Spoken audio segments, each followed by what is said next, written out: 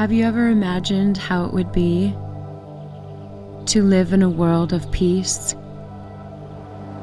where the land was lush and green, a place where you could be free? It's a place of wonder and simplicity,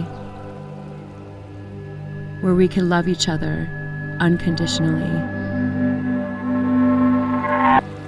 We drink from this earth just what we need, and in ourselves discover a sigil of connection and resiliency.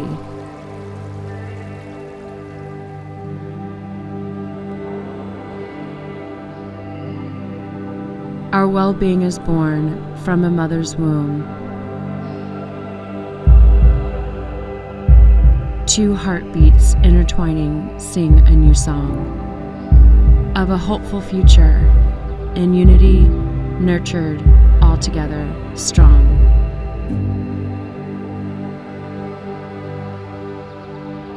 And a rebirth for the world.